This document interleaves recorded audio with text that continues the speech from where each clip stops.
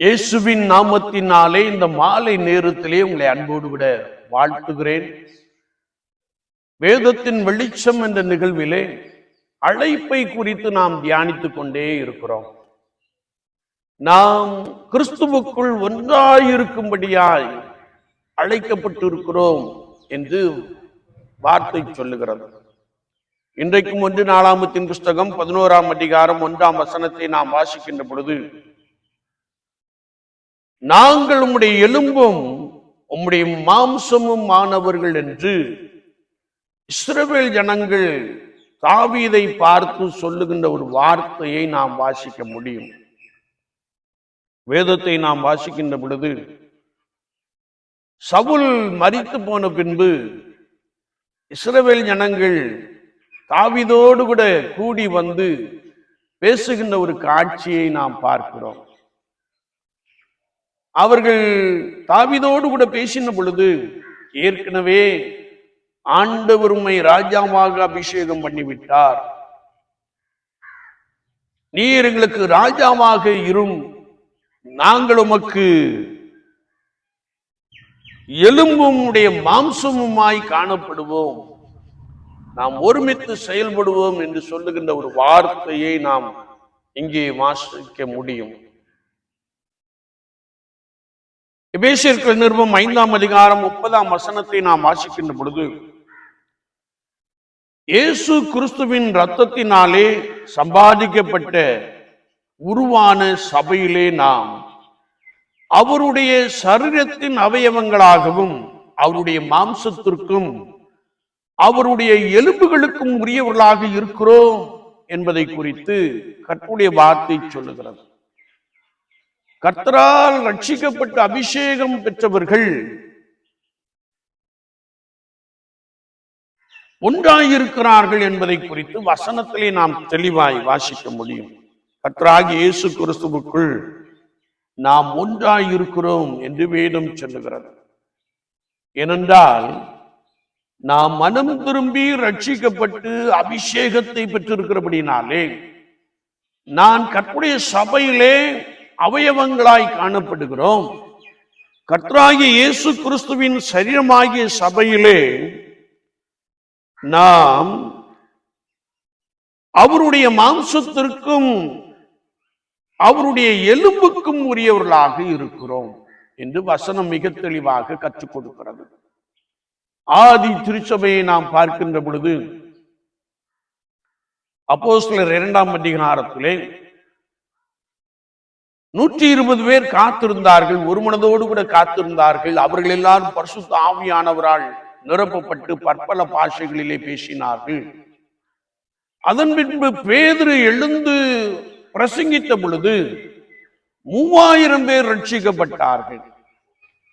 அவர்கள் எல்லாரும் ஜெபத்திலே உறுதியாய் தரித்திருந்தார்கள்.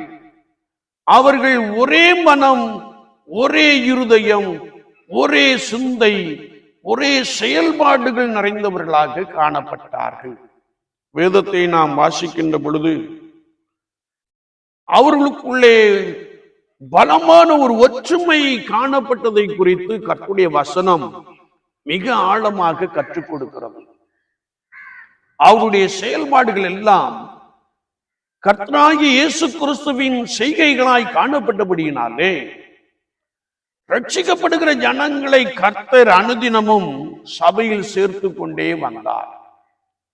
ஆனால் நம்முடைய சமகாலத்து திருச்சபையை நாம் பார்க்கின்ற பொழுது, இன்றைய கர்த்தருடைய சபையை நாம் பார்க்கின்ற பொழுது, பெயரளவிலே உள்ள கிறிஸ்தவர்கள் நிரம்பி இருக்கின்ற ஒரு சபையை நாம் பார்க்கிறோம். மனம் திரும்புதல் இல்லை, ரட்சிக்கப்படவில்லை, அபிஷேகம் பெறவில்லை. ஆனால் பெயரளவிலே அதிகமானோர் நிரம்பி இருக்கிற ஒரு காட்சியை நாம் பார்க்கிறோம்.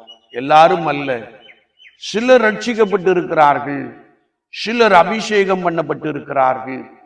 அவர்கள் கர்த்தருக்காக வைராக்கியமாய் வாழுகின்ற ஒரு கிருபையை பெற்றவர்களாக இருப்பதை நாம் நன்றாய் அறிந்திருக்கிறோம். எனவே ஆதி திருச்சபைக்கேற்ற செயல்பாடுகள் நம்மில் காணப்பட வேண்டும் என்று ஆண்டவர் நம்மை அழைத்து கர்த்தருடைய சபையிலே வைத்திருக்கிறார். என்னை கேட்டுக்கொண்டு இருக்கிற என் அன்பு சகோதரனே, சகோதரியே,